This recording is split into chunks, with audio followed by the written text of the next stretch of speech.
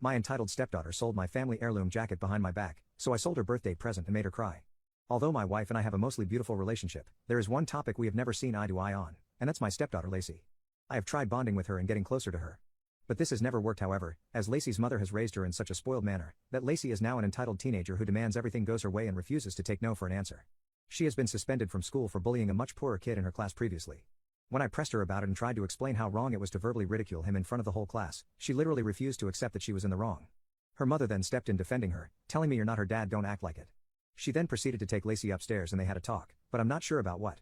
All I know is Lacey is yet to admit that she was in the wrong. This is just one example of her entitlement. She is now 16 years old and seems to get more spoiled every year. I have tried carefully broaching this subject with her mother, but I seem to get shot down every time.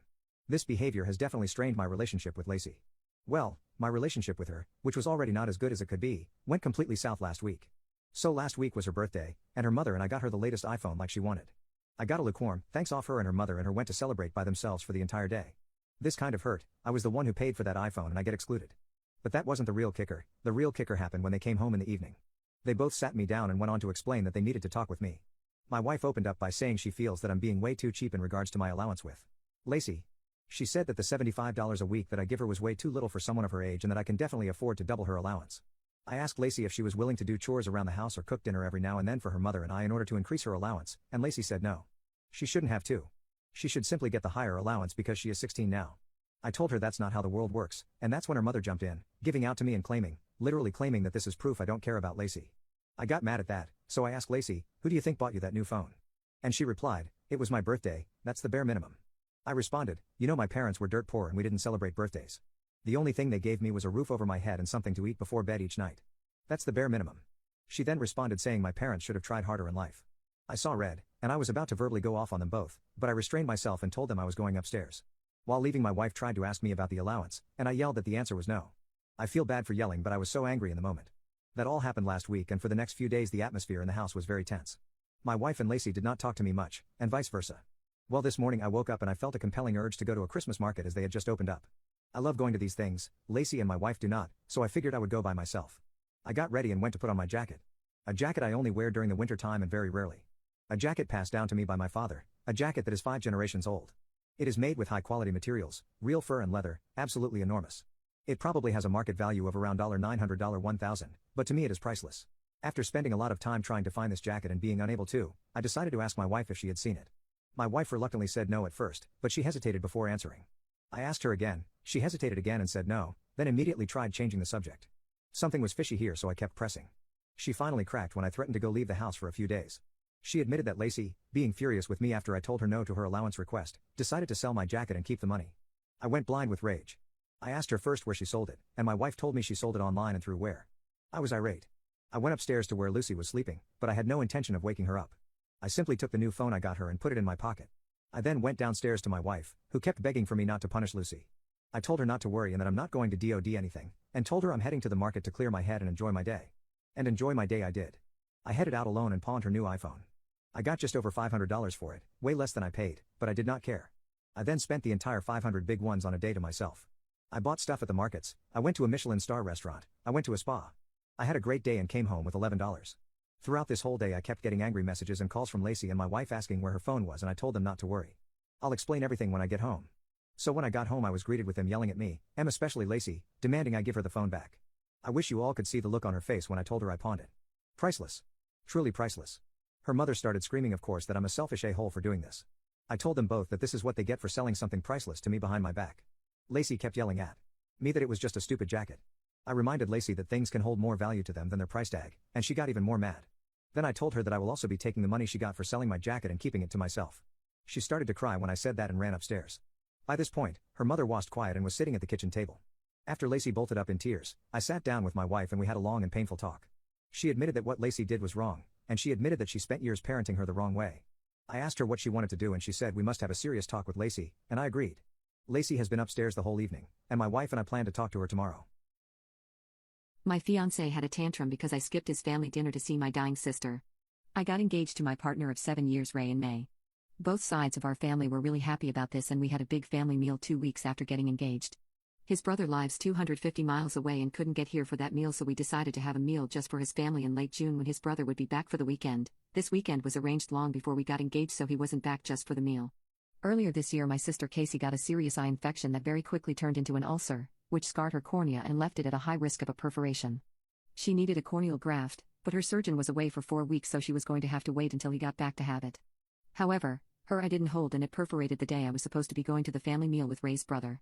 Kai's wife was at work and had her phone turned off, and our mom was away with our stepdad, so when Casey called me to let me know what was happening, I knew she would be at the hospital on her own.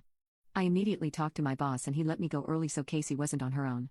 I texted Ray to let him know what was going on, and he texted me back to send Kay his love and to remind me about the meal that night. I ignored the comment about the meal as it was the last thing on my mind. Once I got to the hospital, I was taken back into a room where Casey was, to be greeted by 3 doctors and 2 nurses rushing around trying to help Casey. I was then informed that she needed to have an emergency operation to have her eye glued or else she would lose it. The problem was that they didn't have a surgeon at that hospital that could do it, and she needed to go to another hospital an hour and a half away. They asked if she would need transportation or if I could take her. I said I would take her. Once we got to the other hospital, we were told that she would be having the operation at 5:30 p.m. I knew then that I wouldn't make the dinner and text Ray to let him know. He flipped out and basically told me to leave Casey at the hospital and have her wife pick her up after the op was done. At this point I still hadn't been able to get a hold of Kai's wife. I told him that wasn't going to happen and that he was out of order to even ask me to do that. I then texted his mom and told her what was going on. She was really supportive and told me to stay with Casey and let her know how the operation goes. A dinner can be rescheduled, Casey's health can't. I also spoke with his brother, who was equally as understanding. I stayed with Casey. Her operation was a success and I got her back home about 9 p.m. Her wife had ordered some Chinese and offered me some, which I happily accepted as I hadn't eaten since lunch. With that, I didn't get home till about 11 p.m. and I was already asleep.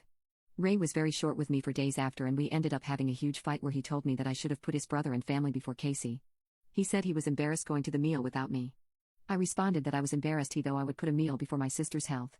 This led to another week of awkwardness between us before we finally sat down and we sorted it out, or so I thought. 8 weeks ago Casey got her graft and so far everything is going really well with it. On Saturday his brother was here, so we went out for dinner with his family. His family were all asking about how Casey was doing and I showed them a picture of the stitches in her eye. I thought that everything had gone really well until we got home and he got really angry, saying that I shouldn't have brought up Casey's health issues and I shouldn't have shown them the picture. I argued that they'd asked about her and asked to see the picture. It ended with him telling me that I needed to put him and his family before Casey or else we weren't going to work.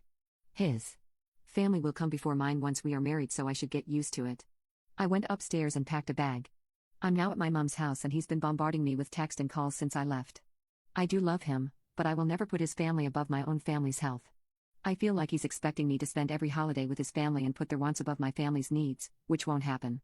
I'm very close to my sister and my mom. That's not going to change. So I don't really know how to move forward or if I even want to. Has anyone experienced anything like this before? If so, how did you deal with it? My religious wife crossed the only line I set for her, so I'm considering breaking up. My wife and I have known each other for 10 years and got married in 2018. We have very different lifestyles. She's a very devout Christian and I am not religious. We found some way to make it work. It was a hard road, but we love each other very much. She has never met my biological mother because I cut her from my life. My parents were divorced long before I met her, and I broke contact with my mom after I turned 18. My mom was extremely abusive towards me growing up. She physically abused me and my sister regularly and tried to frame it on my father. She was able to manipulate a doctor to give me multiple medications growing up and she'd steal the meds. Her dirt boyfriend also tried to be abusive too. I cut my losses and cut all contact with my mother and her family just like my sister. My dad didn't approve of my wife at first because of her religion, but they get along now. When my wife asked me when she'd be able to meet my mom, I told her she never would. She's a violent and terrible woman and she has no place in my life and I didn't want her involved in ours. I made sure to explicitly tell her to not contact anyone in my mom's family. Recently, my mom showed up at my work, which she did not know of. It got ugly, and police had to be called to remove her from the property. She came in trying to throw things at me because I cut her out and would call me things I never wished to hear again. She called me a terrible son for not taking care of her when she needed money for groceries. I didn't want to create a scene, so I took all of her anger and waited for the police's arrival. It was such an embarrassment. When I got home, I told my wife, and she just had her, oh poop look on her face. I asked what that was about and she confessed she reached out to my mom and told her where I worked because my mom told her that she wanted to make amends. My wife believes that everyone deserves forgiveness and doesn't believe something could be unforgivable. I told her that violated the one thing I told her was out of bounds and didn't even tell me until it went wrong. She of course has been apologetic. I told her we'd get there, but I needed to get through it. I've been sleeping in the office at home, and we've barely spoken since. We were supposed to travel to her parents for Thanksgiving, but I considered staying home with the dog so I could sort myself out. While she was gone, I took the time to think and figured that if she could neglect my opinion regarding this, then very likely she could do the same. When she got home, I told her how I felt and how I'm considering breaking up. My lesbian daughter is trying to force our whole family to dye our hair for Pride Month, so I gave her a brutal reality check. My husband and I were able to sit down with our daughter later that night and have a true heart-to-heart. As parents, we felt like we should be the ones to open the conversation. We started by saying that we love her a lot, and whether she believes it or not, we accept and support her, and reassured her that we will be there at her wedding cheering her on when she meets the one. She seemed very happy to hear that. My husband then started speaking. He apologized for doing what he did and stated that he definitely took things far, but then stated that ultimately, gay people face much bigger problems than a straight person not dyeing their hair. He explained to her that putting the videos he showed to her and us not dyeing our hair in the same category of homophobia is insensitive to much bigger issues faced by the LGBTQ community. We then both told her, as calmly as we could, that we will not be dyeing our hair, as that it not something we would like to do, and that decision has nothing to do with how we feel about the LGBTQ. We asked her for her thoughts on the matter. She said she took the night to think about, and as painful as it is to admit it, she states that she was wrong. She says she understands how her constant name-calling, stating we are homophobic for not agreeing with her, was something that was wrong. She also admitted, and this really hurt to hear, that when she learned that if someone disagreed with her, because she was gay, she could play the homophobia card, and it would usually result in her getting her way. She stated that she was doing this mostly to us, however, and not as much elsewhere. My husband explained to her that what she was doing was manipulation, and were she to do that to others, it would push them away from her. Our daughter apologized, and we assured that we still love her and support her again too. Make sure she knows. My nerdy classmate who I was extremely abusive towards and bullied relentlessly will soon become my coworker. So I decided to write my former classmate a handwritten letter, and give it to him on the day that he starts. Since I was the person who was supposed to welcome him to work, that meant it had to be the first thing I was going to do. This is the letter I wrote. Hi James. You're probably surprised to see me here. I'm sure I'm not on your list of favorite people to randomly meet. Without any excuses, I want you to know how sorry I am about how I treated you in the past. When I look back at the things I've done, there's nothing in my life that I'm more ashamed of. I can't imagine how it must have been for you during that time, and I don't pretend to understand. I'm just sorry for all that I did. It haunts me every day in my life, and it should. You might think I'm only doing this to seek forgiveness to feel better about myself, or maybe I want to make sure nothing happens to my job and career. You have every right to think that. But this letter isn't about asking you to forgive me, or telling you how much of a changed person I am. That would make it all about me, but this is about you. It's about where we are right now. We're going to be co-workers, and I want you to know that I will never ever do anything that might make your life difficult at work. It's funny I say that, because my mere existence here will probably cause just that. And even if it doesn't, how can you trust any word that comes out of my mouth? You shouldn't. But that's all I have to work with. I don't know how you think of me at this time, or whether you want to talk to me about the past or not. It's your decision, and I will comply with whatever you decide. If you decide to not talk about the past at all, I'm fine with that. When I return, we'll go through the rest of the formalities like professional colleagues, and we only speak when we have to. If you want to talk to me about the past, that's fine as well. Be assured that it won't be about me. If you need someone to yell at, someone to be angry at, or even a punching bag, I can be those things. You have every right to work in a place that you feel happy and safe, and if my existence threatens that, which is completely understandable, then we shouldn't work in the same place. So if that's the case, just give me the word and I will request a transfer or I will quit. This offer is open-ended. Regardless of what you decide or how you think about me, I genuinely wish you well. So on the day, when he saw me, he was shocked and clearly shaking. When I offered to shake his hand, he was very stressed. I proceeded to give him the above letter in an envelope and then invited him to his desk. I tried to act completely professionally. I gave him the very basic info, then told him that I will be back with the rest of the things in half an hour, to give him time to read the letter and feel more comfortable. When I was back, he was more relaxed. We went through the rest of the stuff, and at the end he passed me a note which said, 6:30? Meet me at the cafe? Which is right around the corner. So I went in there and he was there. We sat there for a couple of minutes, not saying anything. Eventually I asked how he's doing and if he read the letter.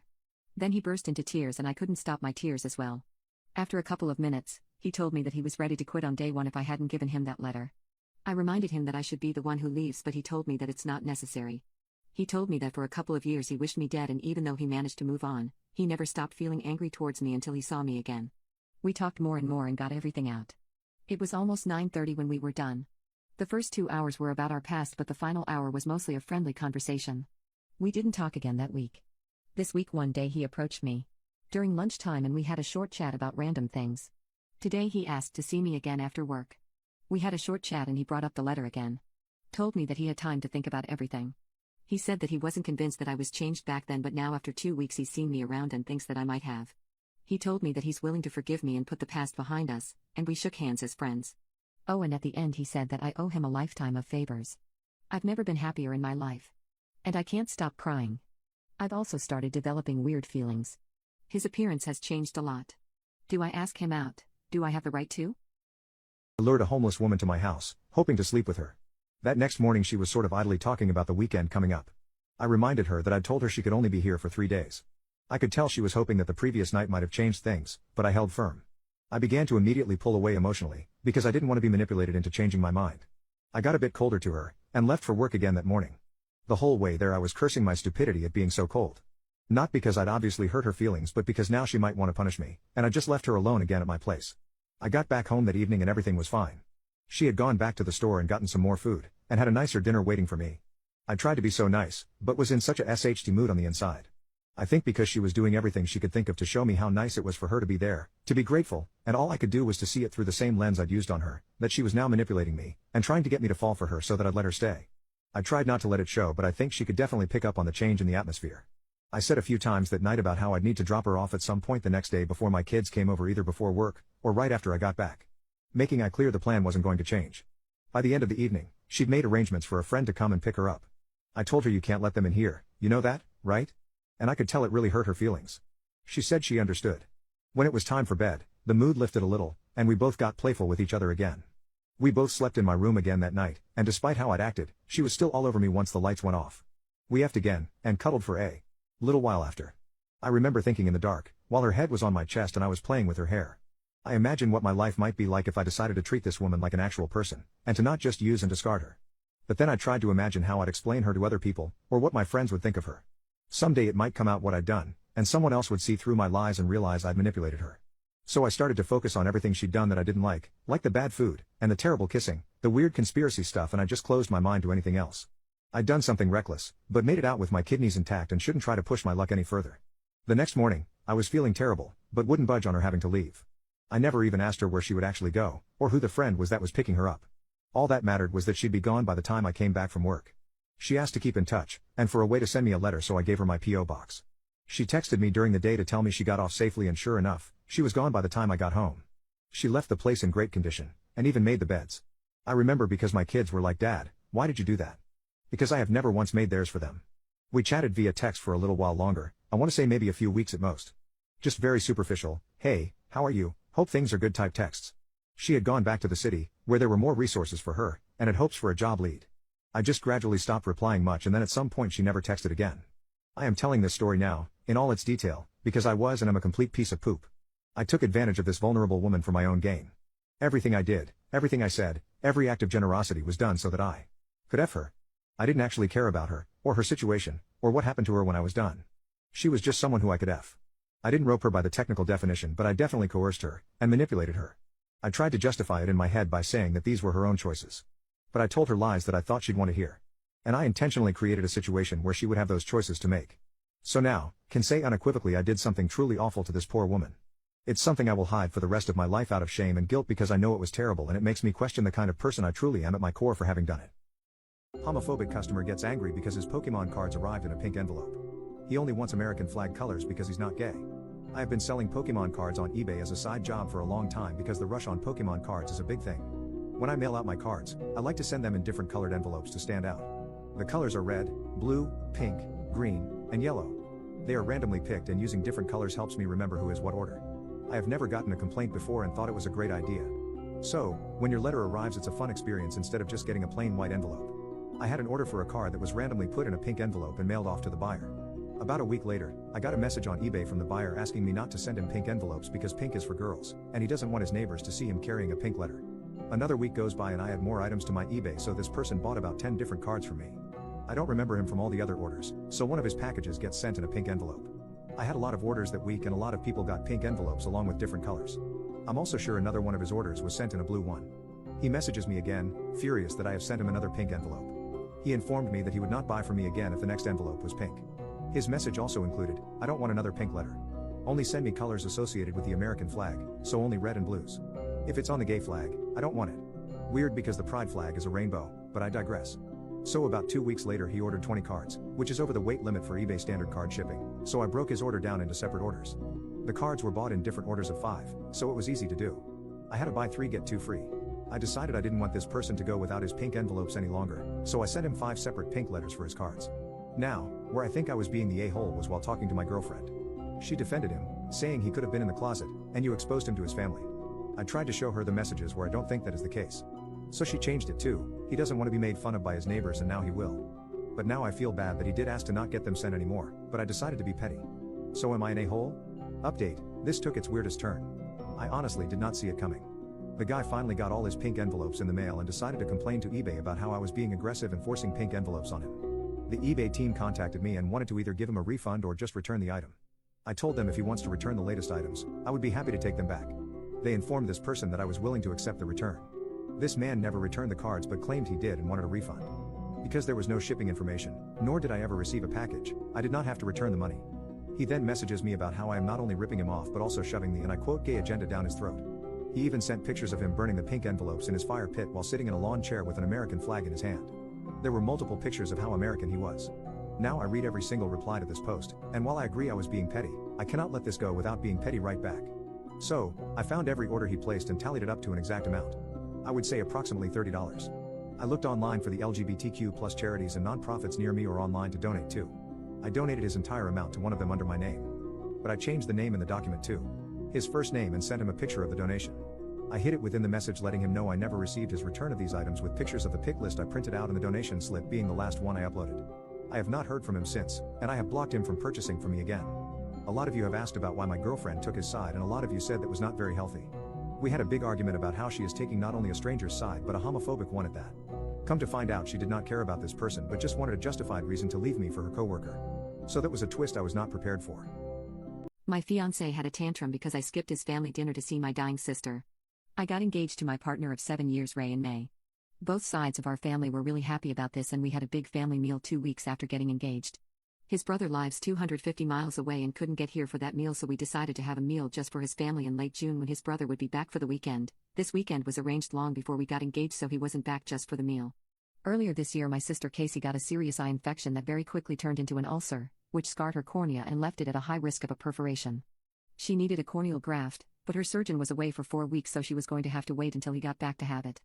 However, her eye didn't hold and it perforated the day I was supposed to be going to the family meal with Ray's brother. Kai's wife was at work and had her phone turned off, and our mom was away with our stepdad, so when Casey called me to let me know what was happening I knew she would be at the hospital on her own. I immediately talked to my boss and he let me go early so Casey wasn't on her own. I texted Ray to let him know what was going on and he texted me back to send Kay his love and to remind me about the meal that night. I ignored the comment about the meal as it was the last thing on my mind. Once I got to the hospital, I was taken back into a room where Casey was, to be greeted by 3 doctors and 2 nurses rushing around trying to help Casey. I was then informed that she needed to have an emergency operation to have her eye glued or else she would lose it. The problem was that they didn't have a surgeon at that hospital that could do it and she needed to go to another hospital an hour and a half away. They asked if she would need transportation or if I could take her. I said I would take her. Once we got to the other hospital we were told that she would be having the operation at 5:30 p.m. I knew then that I wouldn't make the dinner and text Ray to let him know. He flipped out and basically told me to leave Casey at the hospital and have her wife pick her up after the op was done. At this point I still hadn't been able to get a hold of Kai's wife. I told him that wasn't going to happen and that he was out of order to even ask me to do that. I then texted his mom and told her what was going on. She was really supportive and told me to stay with Casey and let her know how the operation goes. A dinner can be rescheduled, Casey's health can't. I also spoke with his brother who was equally as understanding. I stayed with Casey, her operation was a success and I got her back home about 9 p.m. Her wife had ordered some Chinese and offered me some, which I happily accepted as I hadn't eaten since lunch. With that I didn't get home till about 11 p.m. and I was already asleep. Ray was very short with me for days after and we ended up having a huge fight where he told me that I should have put his brother and family before Casey. He said he was embarrassed going to the meal without me. I responded that I was embarrassed though I would put a meal before my sister's health. This led to another week of awkwardness between us before we finally sat down and we sorted it out, or so I thought. 8 weeks ago Casey got her graft and so far everything is going really well with it. On Saturday his brother was here so we went out for dinner with his family. His family were all asking about how Casey was doing and I showed them a picture of the stitches in her eye. I thought that everything had gone really well until we got home and he got really angry saying that I shouldn't have brought up Casey's health issues and I shouldn't have shown them the picture. I argued that they'd asked about her and asked to see the picture. It ended with him telling me that I needed to put him and his family before Casey or else we weren't going to work. His family will come before mine once we are married, so I should get used to it. I went upstairs and packed a bag. I'm now at my mom's house and he's been bombarding me with text and calls since I left. I do love him, but I will never put his family above my own family's health. I feel like he's expecting me to spend every holiday with his family and put their wants above my family's needs, which won't happen. I'm very close to my sister and my mom, that's not going to change. So I don't really know how to move forward or if I even want to.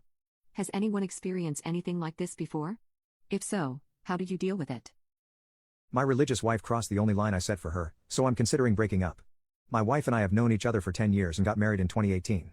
We have very different lifestyles. She's a very devout Christian and I am not religious. We found some way to make it work. It was a hard road, but we love each other very much. She has never met my biological mother because I cut her from my life. My parents were divorced long before I met her, and I broke contact with my mom after I turned 18. My mom was extremely abusive towards me growing up. She physically abused me and my sister regularly and tried to frame it on my father. She was able to manipulate a doctor to give me multiple medications growing up and she'd steal the meds. Her dirt boyfriend also tried to be abusive too. I cut my losses and cut all contact with my mother and her family just like my sister. My dad didn't approve of my wife at first because of her religion, but they get along now. When my wife asked me when she'd be able to meet my mom, I told her she never would. She's a violent and terrible woman and she has no place in my life and I didn't want her involved in ours. I made sure to explicitly tell her to not contact anyone in my mom's family. Recently, my mom showed up at my work, which she did not know of. It got ugly, and police had to be called to remove her from the property. She came in trying to throw things at me because I cut her out and would call me things I never wished to hear again. She called me a terrible son for not taking care of her when she needed money for groceries. I didn't want to create a scene, so I took all of her anger and waited for the police's arrival. It was such an embarrassment. When I got home, I told my wife, and she just had her, oh poop look on her face. I asked what that was about and she confessed she reached out to my mom and told her where I worked because my mom told her that she wanted to make amends. My wife believes that everyone deserves forgiveness and doesn't believe something could be unforgivable. I told her that violated the one thing I told her was out of bounds and didn't even tell me until it went wrong. She of course has been apologetic. I told her we'd get there, but I needed to get through it. I've been sleeping in the office at home, and we've barely spoken since. We were supposed to travel to her parents for Thanksgiving, but I considered staying home with the dog so I could sort myself out. While she was gone I took the time to think and figured that if she could neglect my opinion regarding this, then very likely she could do the same. When she got home I told her how I felt and how I'm considering breaking up. What popular life advice do you disagree with? Don't eat cheese before you go to bed, you'll have nightmares. Nobody can tell me when I can and can't eat my effing cheese. I'm an adult, goddammit. Respect your elders. Just because you're old doesn't mean you're wise, or even reasonable for that matter. Do what you love as a job and you'll never work a day in your life. My experience has been do what you love as a job and it will suck all the love out of it. Just be yourself.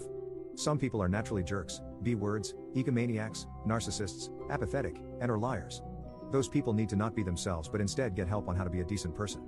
When talking about love, people say, just be yourself. It'll happen when you least expect it. The part that I agree with, you shouldn't try to make yourself radically different. You should do things that are consistent with who you are. But that can mean finding other aspects of yourself and figuring out how to display those aspects. It can mean becoming a better version of yourself. I think advice like be yourself and it'll happen is too passive. It's true that you can't force romance to happen, and that there's a strong element of chance. But there are still steps you can take that will tend to increase the chances. Go to more parties. Go to a variety of parties, some that involve drinking, and some that don't. Some where you're slightly older, and some where you're slightly younger. Go out of your comfort zone a little bit more. Try a sport that you've never tried before, or go to a concert in a genre of music you don't know anything about. Strike up conversations with people, not necessarily trying to get dates in a really calculating way, but just try to develop the habit of having friendly, amicable chats with people you don't know super well. Don't just passively sit around being yourself and wait for things to happen. That doesn't work. Absence makes the heart grow fonder. Out of sight, out of mind. One of these people is wrong. My dad stole my scholarship money and had the audacity guilt trip when I was angry about it. He threatened to unalive himself as punishment, so I told him to go ahead. For context, I am currently a college freshman. I am on a full ride to my university. Every semester, I get a check sent to my house to pay off my housing costs, which is about $9,000. My unemployed father got evicted from my old address because he wasn't paying rent, so my family started living in a hotel. I was questioning how they were paying for the hotel, considering it was $150 a night. Turns out, my father used my college check to cash out and pay for the hotel for 2 months. I begged him to pay off my college housing costs for 2 months straight. He lied to me, telling me that it was attached to some funds, which were hard to get out. Very confusing, but keep in mind I have absolutely zero financial literacy and my father never went into depth. I brushed it off, hoping that everything would work for the best. My college housing gave my father a deadline to pay off housing costs, November 1st.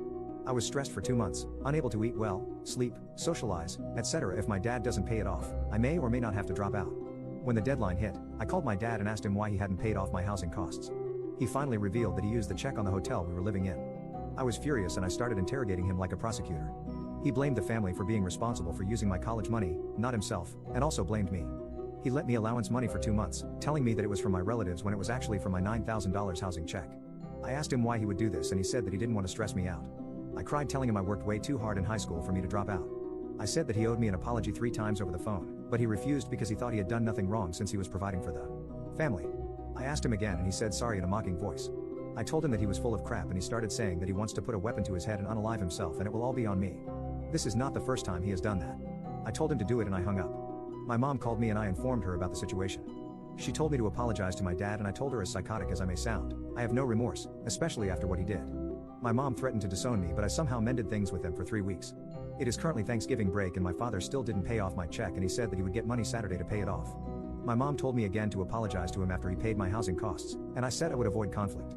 But I think I'm way too stubborn to apologize, especially because I genuinely think I have nothing to be sorry for. My dad never fully apologized and made a joke out of me to the family. My husband sided with my former high school bullies and publicly humiliated me. My husband, 32 male, and I, 29 female, flew out to our hometown and spent Thanksgiving with family. Everything went well. Friday, we decided to spend the day going out in our hometown and checking out new things since it's been years since our last visit. We stopped by a quick noodle restaurant for lunch. Guess who's eating in there? A few of the female bullies that ruined my life in high school. Brief backstory: my husband was friends with most of the people in school, including the popular crowd that bullied me. He knew they bullied people, but didn't know the extent of their bullying. I was an outcast with a small circle of fellow outcast friends. My husband and I didn't know each other back then. The bullying was so bad, they had me jumped and resulted in me having broken bones, that my parents pulled me out for homeschooling. Never got to go to homecoming, never got to go to prom, etc. I'm still in therapy and physical therapy for the things they did to me. My husband was also friends with some of my fellow friends, but we never formally met until years later. He moved away shortly after high school and I moved back to our home state right before meeting my husband. Think invisible string theory. He wanted to talk to them immediately. I told him I was uncomfortable going over to them and reminded him what they did to me, but he insisted and pressured me to go. They squealed when they saw him, leapt out of their chairs, and jumped all over him. I awkwardly waved and said hi to them. They immediately changed their attitude and were not happy to see me. They asked, "Why are you here and why are you following our friend?" I asked my husband if he could take over the conversation, but he refused, so I told them that my husband and I are here for Thanksgiving weekend. They made a snide remark, "Oh, well, where is he? Is he the dirty stinky fat man with the receding hairline over there? Even he wouldn't marry you. You're probably making him up." I didn't want to entertain this, so I asked my husband if we could go. He refused and said I was being rude. These girls were insulting me right in front of him and he had zero interest in defending me. He's never done this before. So I told him I'm going to order for us and walked away. They made nasty comments about me as I was leaving. I got our drinks and asked him, yet again, if we could find a table elsewhere. The girl said, "Why do you keep stalking him? He doesn't want anything to do with you. Go away, you stupid little troll." So I told him I'm getting my food to go because I don't want to spend another minute here. He said to the girls, "Oh. Guess what she said about you," as we walked in. Then he proceeds to tell them about me, reminding him about the heinous things they did to me. They of course denied they did any of that, then swore I did those things to them. He said I was vile to torment his friends back in high school. I said, "I can't believe that you're acting like this, so I guess I'll see you later." Luckily the counterperson witnessed everything that just happened and boxed up my food for me, along with utensils and napkins. I thanked her, gave her a tip, and headed for the exit. As I approached the exit, he blocks me from leaving. He immediately said, "Give me the ring back." I asked if he's serious. He asked yet again, "Give me the ring back now." I said no. He asked again and I asked him to let me leave. These girls are standing around laughing like hyenas at this point. A few people from the restaurant helped me get out of the restaurant. They returned to their table and I ran out in tears. I called my sister and begged her to pick me up. I walked as far as I could so they wouldn't attempt to bully me again. After telling her about what happened, we decided to get all of my belongings out of our hotel room and have me stay at her place and change my flight to an earlier time. My husband made zero attempts to contact me since the restaurant incident. My sister did some digging on Facebook and she saw the bullies tagging my husband in many photos. They were all over him in every photo, along with others from our old high school. Of course they went to the bar that the alumni always hang out and work at. I felt sick to my stomach looking at all of those photos. My husband knocked on my sister's door in the middle of the night after I finally fell asleep after crying myself to sleep. He asked if he could speak to me and that he messed up and needs to fix things. She sent him away. I woke up to missed calls and texts. I answered his call, asking him to give me space for the remainder of the trip and please respect my wishes. He said that I'm being dramatic and need to just listen to him. I got home on Tuesday. I made the impulsive decision to take temporary residence in our guest room an hour before he got home and somehow got most of my clothes, makeup and hair products, toiletries, etc. So I have zero reason to go back into the master bedroom. He got home late last night. I wasn't supposed to go back to work until next week, but I make my own schedule, so I decided to return today. I was hoping to avoid him this morning, but we crossed paths on my way out the door.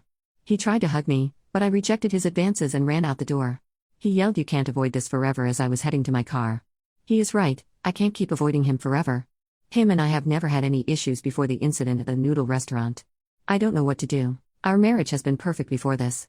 No red flags at all. He was the only person I felt safe and secure with before the incident. The trust is completely gone and I no longer feel safe and secure with him.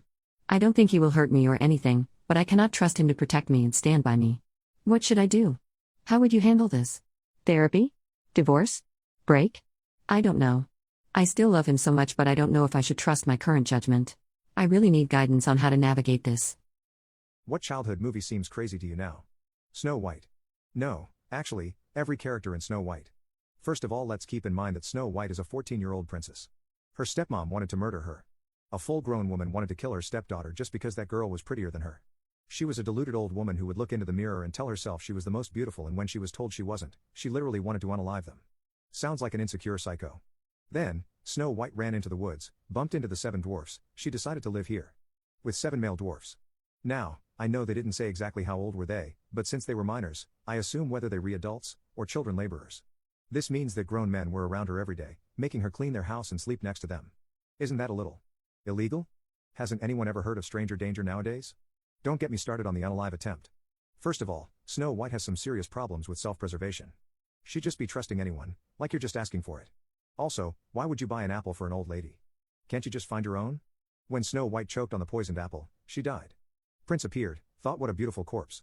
I must kiss her and bring her back to my palace. I think that's called necrophilia. He didn't even know her either, which is insane because imagine the diseases on her if she was actually dead. In the end, Prince married Snow White, while she's 14-15, and lived happily ever after. Happy ending. If that were today, there'd be hours-long video essays on how you should not support the prince. I know it's just a fairy tale, but now think about it, everything seems weird.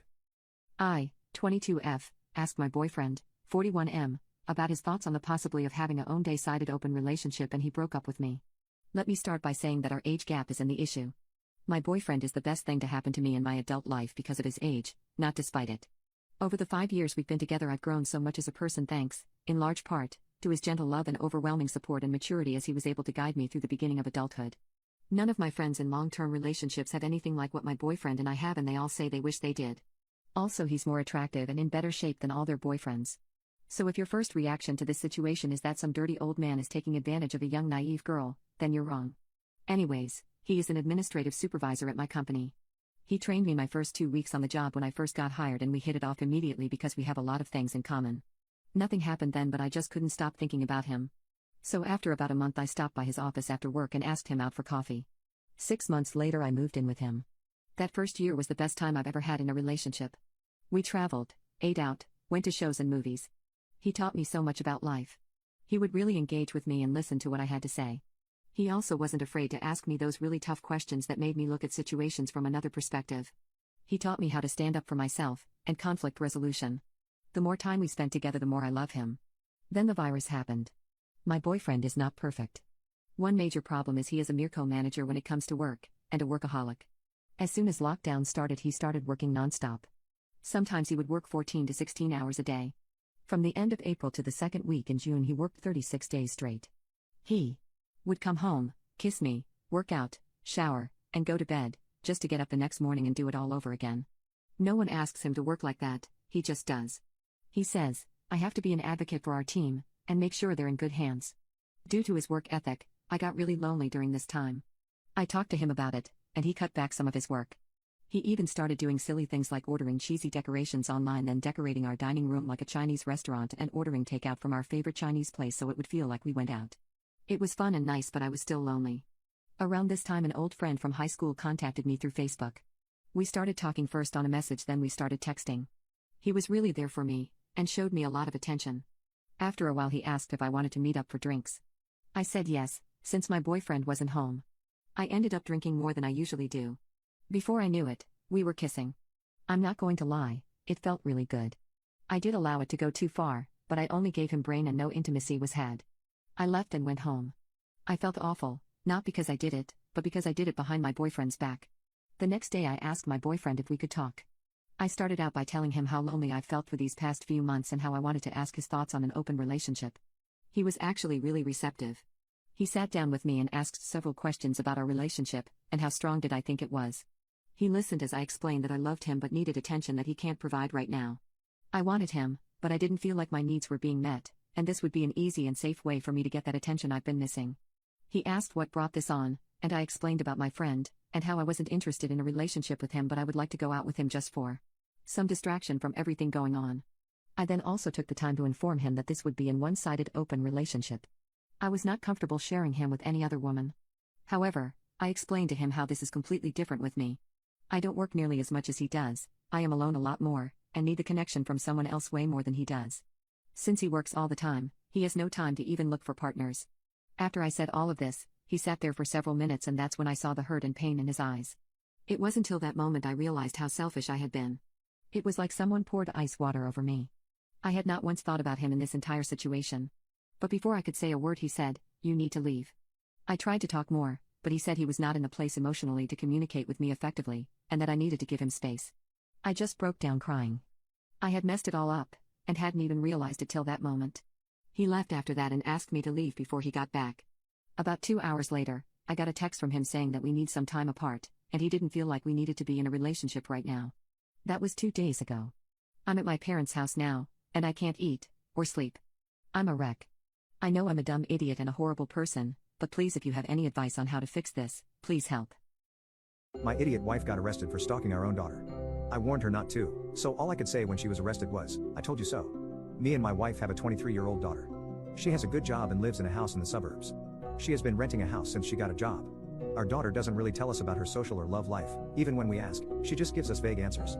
My wife hates this. She feels like she is entitled to know about our daughter's private life, i.e., her social life, work life, love life, intimate life, etc. It turns out that for about 6 months, our daughter has been seeing a 43-year-old man. I don't know if they are dating or friends with benefits. I'm not sure, but my wife found this out when she was helping our daughter move into her house. She had gotten a copy of her key, so when my wife wants, she can go into her house, and she doesn't need to call our daughter to let her know she can just walk in. At first, I didn't know about the key, but when I found out, I was in shock.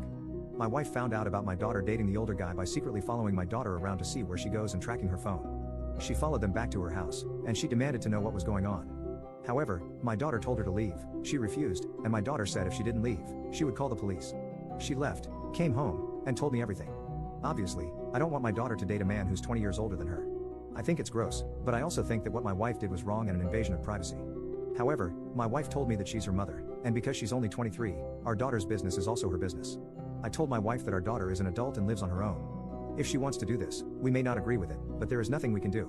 My wife didn't agree and said, "No, that doesn't mean she can date an older man if she wants."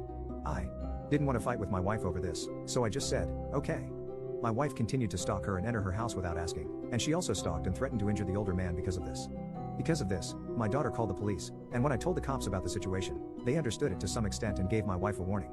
They told us what she did was stalking and harassment, and that we needed to leave our daughter alone if she called them again.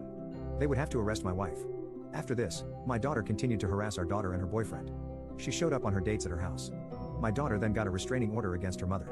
I told my wife she needed to stop. All she was doing was making her want to be with the man even more. I told my wife she was breaking the law and that if she continued this, she might go to jail. She asked me if we should give her an ultimatum. Her idea was to tell her that if she continued to see the man, we would never talk to her again, and she wouldn't be a part of our family.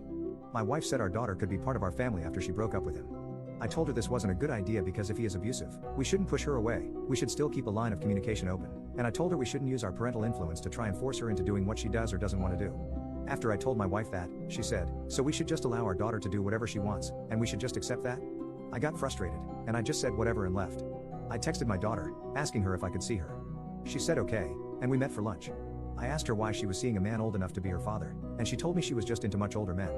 I tried telling her about the red flags of dating someone older, but she still wanted to do it. I told her that I didn't agree with the relationship, but I would support her and be there for her if she needed it. My daughter said, "Thank you." After that, I told my wife about the meeting with our daughter, and my wife got mad at me for doing that. She said, "We are supposed to have a united front." I told her there was nothing we could do except be there for her, but my wife is still adamant about doing something. I told her our daughter got a restraining order against her. If she keeps this up, she will go to jail. I tried telling her that, and the cops who came by our house tried telling her that, but she still didn't listen. She went to my daughter's house and basically broke in and yelled at our daughter, telling her, "Better end this relationship now. I don't care what you want or what you are into." Because of the yelling, one of our neighbors called the police, and my daughter told the cops everything. The cops asked if my daughter wanted to press charges, and she did, so my wife was arrested.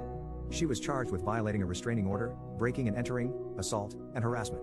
I paid my wife's bail, but she still has a trial.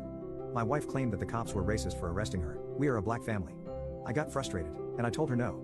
She was arrested for breaking multiple laws. I told her she should have lied to me and wouldn't be in this situation, but she got mad at me. She told me our daughter disrespected her, and she is tired of the disrespect. She also said it was wrong of me to tell her it was her fault. Also, I told her that it was a little hypocritical of her to claim she doesn't like our daughter's disrespect, even though she constantly disrespects her parents all the time. For example, when we go to their house to stay there for a holiday or just visit, my wife will yell at them and cuss them out sometimes. She told me that was different because she's in her 40s and our daughter is barely in her 20s, so our daughter has to respect us. My wife also got mad at me. For telling her it was her fault she got arrested. Am I the a-hole for telling my wife her getting arrested was her fault? I canceled the entire vacation when I found out that my stepdaughters deliberately hid my daughter's passport to get her to stay home. I've been married to my wife Beth for 5 years. I have a bio daughter named Jessica. And I also have 2 stepdaughters named Monica and Leah. They're 25 and 28. Both are single moms and live with us currently. There's been issues about my stepdaughters asking my daughter to babysit the kids. Jessica didn't have a problem with it at first since this is what she does to earn money, but since her stepsisters don't pay her much, she just refused to babysit. We worked this out by having my wife take care of paying for the babysitting. I planned a family vacation for 3 days and everyone wanted to go. However, both Monica and Leah suggested that Jessica stay home and watch the kids since Beth doesn't want her grandkids to come. They said it's because the kids are used to Jessica and hiring another babysitter would cause issues. And also said that Jessica isn't too fond of our destination, but it was obvious that Jessica wanted to go. They insisted and Beth offered to pay her double, and there was just a lot of back and forth on this till I demanded they stop bringing it up. We were supposed to go last week, but when everybody had packed their bags and it was time to go, Jessica found out that she didn't have her passport on her. We searched her bag, then went home and searched there. Beth and my stepdaughters kept insisting that we go back to the airport or else we'd miss our flight. They insisted that Jessica stay at home with the kids. They even told the new babysitter to go home because she was no longer needed. I refused to go and kept searching for the passport till Monica admitted that she helped Leah hide Jessica's passport to get her to stay home with the kids. I was livid. I tried to get her to tell me where it was, but she said Leah had it. Leah denied it, so I threatened to cancel the vacation. That's when they gave it back. I decided to actually cancel the vacation and blew up at both of them and berated them. They stayed upstairs for a while and Beth refused to speak to me and said that I punished my stepdaughters for worrying about their kids and wanting them to stay with someone they know. I got told I overreacted and ruined the trip for everybody. I'm finding out my girlfriend of 1 year is deaf as I'm on the bus on my way to see her for the first time.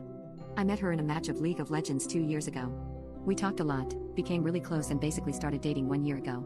We send each other pictures all the time and videos as well, so I never understood her apprehension to FaceTime me. We tell each other everything, I mean everything. She's presented me her parents and I know all her family. Today I was gonna surprise her by visiting for the first time. I talked with her sister to make sure it was okay. Less than 30 minutes ago I get a text from her, and am copy-pasting a translated version. "Hey love, you are so sweet and beautiful and you deserve so much better. I know you are coming because S told me. I'm sorry to ruin your surprise, it's just I'd hate to see your face when you find out. I know we promised to always be truthful, but I've been lying to you all this time." That was her first paragraph and I was crapping myself cause I thought she was breaking up with me, but then she continued, "You are too caring to ask why I never speak, why I never sent you a voice note. You are just too perfect and there's no way you'd be with me if you knew. The reason is very simple, I was born deaf. I'm sorry you have to find out this way. I'm just a coward for not telling you sooner. I'll understand if you don't want to be with me anymore." Holy hell, I was expecting something totally different and now I'm scared cause I've never interacted with a deaf person and I want to make sure she gets that I love her either way. I'm still in disbelief that she thought it a deal breaker for me. La concha de la Laura, I'm scared and needed to let it all out. My lesbian daughter is trying to force our whole family to dye our hair for Pride Month, so I gave her a brutal reality check. My husband and I were able to sit down with our daughter later that night and have a true heart-to-heart. As parents, we felt like we should be the ones to open the conversation. We started by saying that we love her a lot, and whether she believes it or not, we accept and support her, and reassured her that we will be there at her wedding cheering her on when she meets the one. She seemed very happy to hear that. My husband then started speaking. He apologized for doing what he did and stated that he definitely took things far, but then stated that ultimately, gay people face much bigger problems than a straight person not dyeing their hair. He explained to her that putting the videos he showed to her and us not dyeing our hair in the same category of homophobia is insensitive to much bigger issues faced by the LGBTQ community. We then both told her, as calmly as we could, that we will not be dyeing our hair, as that it not something we would like to do, and that decision has nothing to do with how we feel about the LGBTQ. We asked her for her thoughts on the matter. She said she took the night to think about, and as painful as it is to admit it, she states that she was wrong. She says she understands how her constant name-calling, stating we are homophobic for not agreeing with her, was something that was wrong. She also admitted, and this really hurt to hear, that when she learned that if someone disagreed with her, because she was gay she could play the homophobia card, and it would usually result in her getting her way. She stated that she was doing this mostly to us however, and not as much elsewhere. My husband explained to her that what she was doing was manipulation, and were she to do that to others, it would push them away from her. Our daughter apologized and we assured that we still love her and support her again too. Make sure she knows. My son's girlfriend keeps talking about effing him, so I kicked them out of my house. My husband and I recently met my son's girlfriend for the first time. He's been crazy about her. Apparently they've been dating for a year before he decided to have her meet us officially. What he's told us about her all seems great. She just got her degree, was enjoying her job, and she's family-oriented. I'm honestly just glad he's happy with her. My husband and I don't think he's ever been this into someone before, so I feel pretty bad about what I did. Last weekend, he brought her over for dinner. By now we've been anticipating meeting her with how much our son has been gushing about her. How perfect she is, that she's the one, in his words. They ring the doorbell. We open the door. She looks exactly like her pictures, which is a great start. My son is grinning ear to ear, another great start. We invite them in. She accepts my hug and a firm handshake from my husband, and then she opens her mouth. I'm the one your son puts his pee in. To be frank, I was appalled. I expected my husband to laugh, but this was just too much for me. Maybe I'm reserved, but of all things she could have shared about my son, she told us that. One look at my face and my husband knew how much I disapproved. Maybe I let my expectations get too high, and it's unfair to have them, but I reiterate, of all things to say to her boyfriend's parents, whom she'd never met, she chose that? My son was amused at first, but when he noticed my reaction his face dropped. I felt like he'd sold me the full package, everything he'd always been looking for in a girlfriend. I was too disturbed by the visual it put in my head, and it translated into anger. I told her to get out, and I wanted to say more about how gross it made me feel, but I fortunately left it at that. My son didn't want to go, insisting I give her another chance, but I was too fed up and uncomfortable by this point. Even my husband, who's enjoyed his fair share of raunchy jokes, wouldn't let up. They left and I immediately felt guilty. This was something my son had really looked forward to, and I feel like I took that away over a dumb joke. I tried calling to apologize, but he hasn't responded. My husband thinks she's the one who should apologize. My lesbian daughter is trying to force our whole family to dye our hair for Pride Month, so I gave her a brutal reality check. So my 15-year-old daughter has recently come as out lesbian. She is our only child, and my husband and I were extremely supportive of her. We have since stayed up many nights, doing research on how to better support your child after coming out. But our daughter almost seems to have gotten a whole lot worse attitude-wise. Since coming out, she has made every single conversation she has about gay people, about the discrimination they face, which are real issues and I can't deny that. My main problem is when she tells us to try harder to be allies to her. At first my husband and I tolerated this kind of things from her, but as time went on it has become harder and harder to keep her mouth shut. It doesn't help that if anyone doesn't agree with her on a topic, even if it's anything not at all related to her sexuality, she is quick to call homophobia. My husband and I have become victims of these things a lot, and it hurts a lot when the daughter that you love dearly and truly support claims that you are homophobic and don't love her. It all boiled over yesterday night during dinner. It is Pride Month, and my daughter has dyed her hair in order to support it. Cool, I have nothing against it. I think Pride is a good cause to support, and my husband and I support it myself. We promised my daughter we would attend the parade with her a few weeks ago. Well, last night my daughter started talking about Pride, and how important it was for everyone to do as much as they can in order to show support. She then went on to say that she thinks it's disgusting how a straight person will not openly show support during Pride, and compared it to racism. We got into a conversation about it, and during it our daughter told us she would like us to dye our hair for the month of Pride. She said it can be any color, as long as the color is on the rainbow. I told my daughter that as much as we support her, my husband and I were not going to do that. We told her we don't see how us dyeing our hair was going to do anything really. She blew up, calling us homophobic, saying that we don't support her, saying we're anti-gay and so on. My husband was the one who actually had enough and he yelled stop so loud that even I got scared for a second. Our daughter instantly got quiet, but I could see she was still angry. My husband started speaking and told her to check her privilege. She tried asking how she was privileged, and my husband replied. He stated that she is gay, and is fortunate enough to live in a country where the LGBTQ community are not seen as animals. He told her that she gets to prance around calling people names if they disagree with her and call homophobia if she doesn't like something. My husband then pulled something up on his phone. He told my daughter to look. It was a video of gay people in less progressive countries speaking about how they were treated, followed by a video of a gay person being punished. The video was horrible. Once it ended, My husband told her that this was the reality for a lot of gay people in the world, and the fact she screams homophobia at us for not dyeing our hair during Pride Month is incredibly insensitive to gay people everywhere else in the world. He told her that not dyeing our hair isn't homophobia, and if she thinks she is, then she has been brainwashed. My daughter left without saying much, and has not spoken a lot to us today either. I know we need to talk to her, but we don't know how.